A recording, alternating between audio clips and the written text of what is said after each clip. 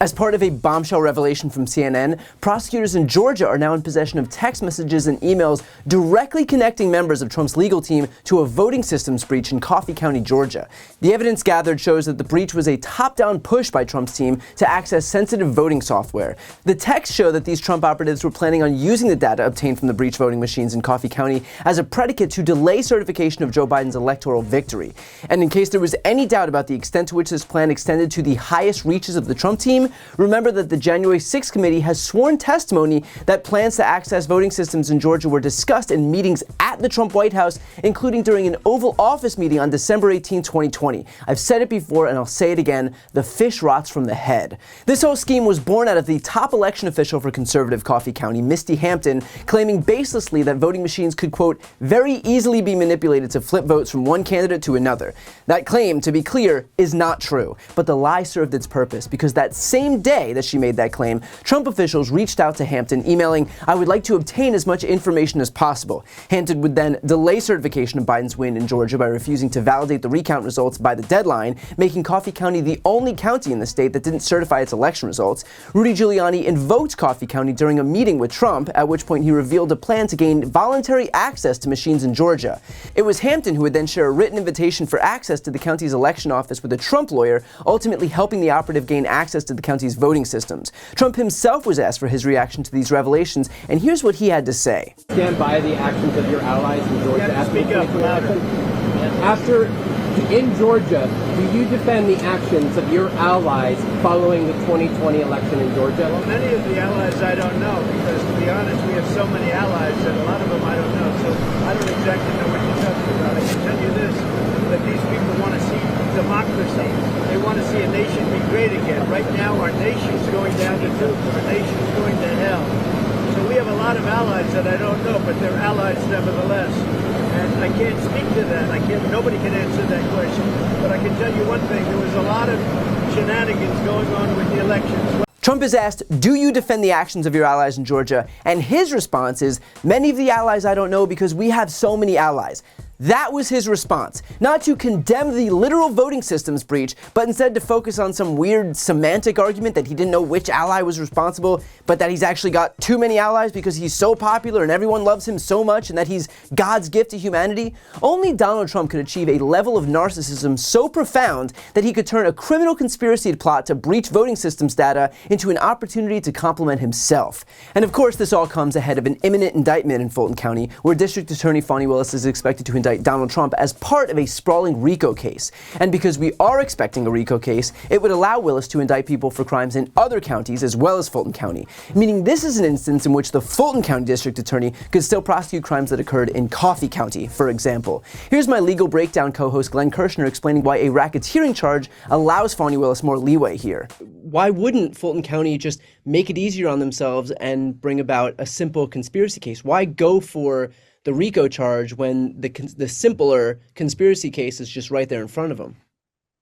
Great question, Brian, because sometimes the RICO laws, the state RICO laws, and this is true down in Georgia, are very expansive. So, for example, there is some reporting that there were some crimes that may have been committed by, Trump and all of his corrupt associates trying to overturn the Georgia state elections that happened outside Fani Willis's jurisdiction. So she might not be able to bring those charges in her jurisdiction in Fulton County, but the Georgia state RICO laws are so expansive that she can use that evidence and bring it in to her prosecution to help prove that this was a criminal or corrupt enterprise. So sometimes it opens up the available proof. The other thing it does is a simple conspiracy usually carries a 5-year prison sentence.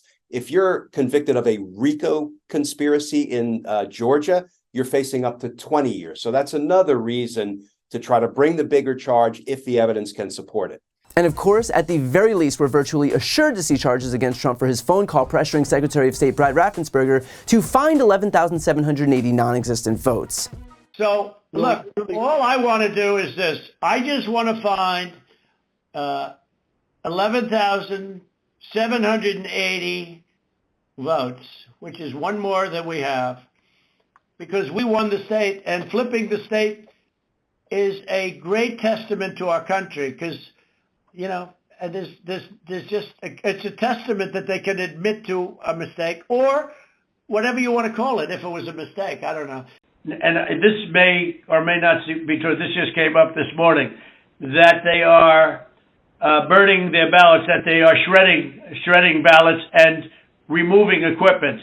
They're changing the equipment on the Dominion machines, and then that's not legal. And they supposedly shredded, I think they said 3,000 pounds of ballots. Pretty difficult to claim innocence when your crime is literally captured on a recording. That won't stop Trump from claiming it anyway, but it doesn't make it any less illegal. And let's just take a step back here. What's most incredible here is that this whole situation involving Coffee County and Trump operatives quietly breaching voting machines is that it happened while the Trump team has been pointing the finger everywhere else, claiming the exact same thing.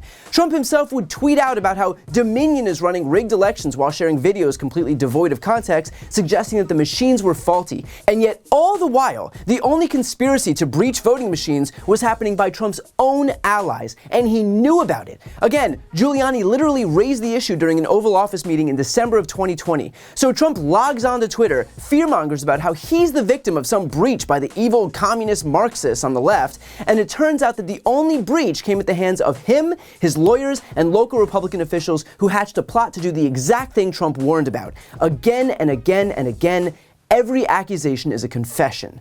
What should be most insulting to Trump supporters is that he knew it all along. While he was pretending that he was the victim, he was actually responsible for perpetuating that exact crime. And yet he was perfectly content to lie to all of the rubes who believed him, all the rubes who he bilked for money on a daily basis, all of the rubes who he convinced to show up at the Capitol on January 6th and get themselves arrested and charged and thrown into prison for years on end. Don't you see? The people who believe in Donald Trump are nothing but pawns in his scheme to help himself retain power. He does not care about you. He does not show up to protect you. He does not offer a single penny for your legal defenses. This is a one-way street. You are there in service of him, and when you inevitably lose your money or your relationships or your freedom, he will not lift a finger to help you because it was never about you. It was always about him. So expect District Attorney Fani Willis to bring about charges in the coming days, and when Trump inevitably casts himself as the victim, just remember that there is proof that he perpetuated the very crime he pretended to be on the receiving end of. The lies aren't a bug, they're a feature. But the good news is that while it may have worked on his marks, it's not going to work in a courtroom, on a judge, or on a jury. So he can traffic in the lies now because they're not going to count for much in a court of law. Before you go, I need some help. Please subscribe to this channel and do your part to help grow the progressive media ecosystem.